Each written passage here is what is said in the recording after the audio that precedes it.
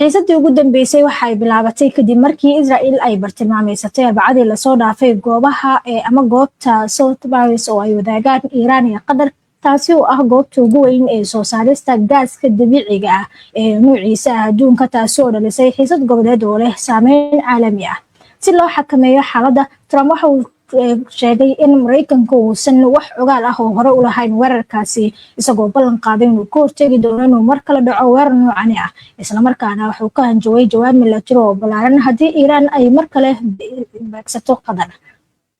si kastaba ha ahaatee falanqayntu waxay sheegtay in mowqifkani gelinaya Washington xaalad adag maadaama ay isku dayeyso inay cabsi geliso dhammaan dhinacyada si isku mar ah balse sidoo kale uu muujinayo 5 dabin oo Trump ay tahay inuu ka fogaado ku dhicistooda. dabinka sii kordhinta colaadda digniinta Trump ee ah inuu gebi ahaanba burburin doono goobta South Paris haddii Iiraan mar kale ay weerarto Qatar waa tusaale caadi ah oo siyaasadda ku ciyaarista qarka halista ah taasi oo lagu talagalay in cabsida lagu soo celiyo iyadoo la adeegsanayo buubuuninta Trump. laakiin digniintani waxa ay dhisaysaa jaranjaro sii horin ah oo Iiraan ay ku tijaabin karto weerar xadidan ama cadaadis tartiib ah. dabinka xulafada dabinkani waxa uu ka muuqdaa suurtagalnimada ah in la waayo xakamaynta Israel oo falanqayntu ay ku tilmaamtay xulafadan daansi iyo weerar badan oo Mareykanku uu leeyahay taasi oo ku qasbi karta Washington inay qaadato cawaaqibka go'aano aysan qayb ka ahayn. dabinka saddexaad waa in la waayo kalsoonida ama sumcad lumina. xaaladani waxay ka dhalataa marka madaxweynayaashu ay dejistaan qalad cas oo dadweyne oo xaqiiqadu si joogto ah ay u tijaabiso. Trump waxa uu hanjabay Iiraan isla markaana waxa uu ku adkaystay inuu xakamayn doono isagoo sidoo kale ballan qaaday inaysan jiri doonin weeraro cusub oo Israel ka yimaada. laakiin su-aashu waa Washington ma kordhin doontaa ololaheeda si ay ula jaanqaado hanjabaadeeda mise dib ayay uga laaban doontaa oo noqon doontaa mid ka baxsanaysa fulinta hanjabaadaheeda. labaduba waa halis ku horgudban. dabinka afraad waa awoodda ballanqaadka Trump ee ah in Mareykanku uu noqdo damaanad qaadaha ugu dambeeya ee amniga tamarta khaliijka waxa uu saarayaa culays milatari mid dhaqaale oo aad u weyn. ilaalinta dhammaan shabakadaha tamarta ee caalamiga ah ee ka dhanka ah weerarada droniska Iiraan iyo weerarada internetka ee cyberka waa hawl aad u adag oo halisteeda wadata. dabinka u dambeeya ee shanaad waa siyaasadda gudaha. xiisadan milatari lagama saari karo xisaabaadka doorashooyinka gudaha maadaama sicir bararka ka dhasha kororka qiimaha shidaalka uu khatar ku yahay kalsoonida codbixiyaasha Mareykanka kahor doorashooyinka dhexe ee sanadkan. Iiraan waxay ogaatay in cadaadiska dhinaca dhaqaalaha uu ka waxtar badan yahay dagaalka tooska ah ee bariga dhexe ka socda. haddaba ka fogaanshaha dabinadan waxay u baahan tahay istiraatiijiyad nidaamsan oo leh yoolal cad oo lagu wajaho isku dabarid lala yeesho xulafada iyo in laga fogaado hadallo uga sii daraya colaadan oo aan laga xisaabtamin.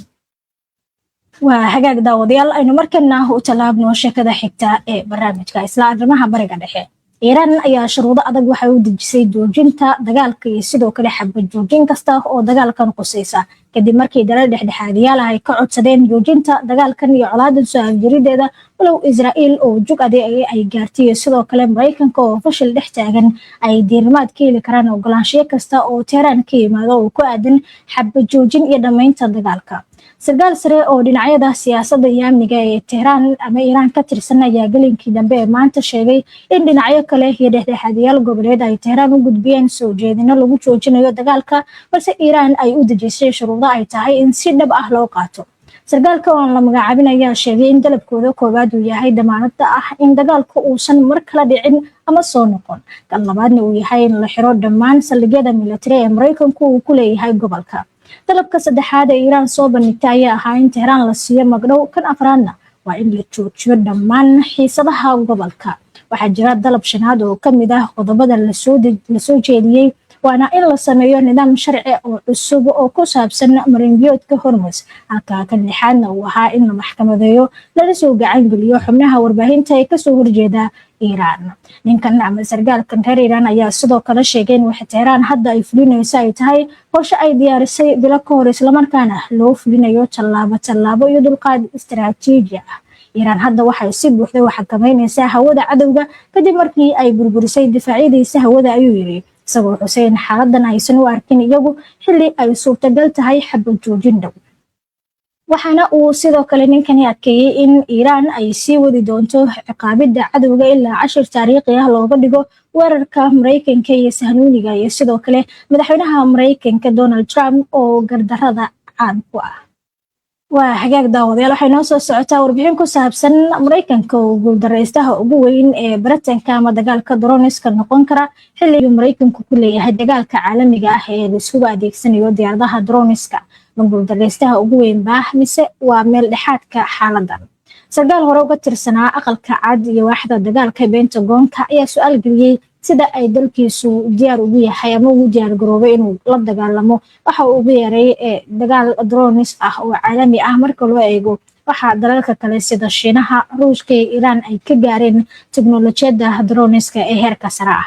qoraal uu ku daabacay wargeyska The Hill, Douglas Mackinnon ayaa ku muujiyay yaabkiisa ku aadan horumarka ku dhawaad maalin kasta ee ku dhacayo tiknoolajiyada diyaaradaha droniska ah ee tirada badan ee lasoo saarayo. waxaana uu isweydiiyeen Mareykanka laga yaabo inuu isku arko dhinaca guuldarrada ah ee dagaalka droniska iyo caalamiga ah. marka laga hadlayo adeegsiga noocan ah ee diyaaradaha dagaalka Iiraan, Mackinnon waxa uu sheegay in Tehran ay riday in ka badan 500 oo gantaal nooca B ah iyo ku dhawaad 2,000 oo droniska ah oo loo diray Israel iyo saldhigyada Mareykanka ee gobolka ku yaala. taasi oo baabiisay in ka badan 800 oo gantaal oo kuwa difaaca ee Patriot-ka ah muddo 3 maalmood gudahood ah. taasi oo ka badan inta Ukraine ay ka heshay xulafadeeda muddo 4 sano ah oo dagaal ay kula jirtay Ruushka. iyadoo lagu saleynayo tirooyinkaasi, Mackinnon waxa uu ku daray qormadiisa in haddii Mareykanku isticmaalayo gantaalo joojin ah oo malaayiin dollar qiimahooda uu yahay si uu soo rido drones qiimahooda uu yahay kaliya $10,000 uu ku jiro dhinaca qaldan ee xisaabta iyo guuldarrada. sarkaalkan hore ayaa sii watay inuu isweydiiyo inta ay ku qaadan karto dalal sida Shiinaha, Ruushka ama Iiraan ah inay soo saaraan diyaarado drones ah oo aad u waaweyn oo qiimo ahaan jaban, kuwaasi oo qaadi kara hub culus sida gantaalada balastiga ah isla markaana duuli kara masaafo dheer iyo joog sare. marka laga hadlayo mowqifka Mareykanka ee arrinkan, Mackinnon ayaa sheegay in dalkiisu uu ku lug leeyahay dagaalkan, balse waxa uu su'aal geliyay inuu dhab ahaantii dib uga dhacayo ama guuldareysanayo, isagoo xuseen faragelinta militari ee Iiraan ay ku bilaabatay diyaarado si tartiib ah uga tallaabay xadka kuwaasi oo weli la isticmaalayo.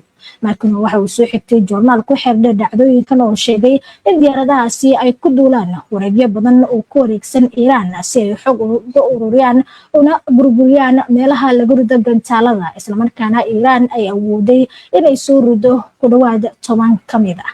ma aha mid xoogan awoodda Mareykanka ee horumarinta iyo soo saarista diyaarado drones ah oo gaar ah dagaalada.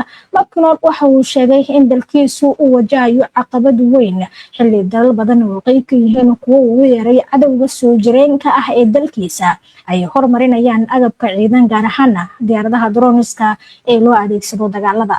sarkaalkan hore uga tirsanaa aqalka cad iyo waaxda dagaalka ayaa mar kale waxa uu isweydiiyey in Mareykanku hadda yahay quwadda ugu sarreysa ee droniska adduunka iyo waxa loo baahan yahay si halkaasi loo gaaro. ugu dambeyn waxa uu kusoo gabagabeeyay maqaalkiisa in Mareykanku uusan noqon dhinaca guuldarrada ee dagaalka droniska ee caalamiga ah xilli Shiinaha, Ruushka iyo Iiraan iyo sidoo kale dalal kale ay qaadanayaan tiknoolajiyadan dagaal cusub una horumarinayaan si xawaaro sare leh oo ka sarreysa sida dalkiisu uu u wajahayo dagaalkan diyaaradaha droniska ee caalamiga ah.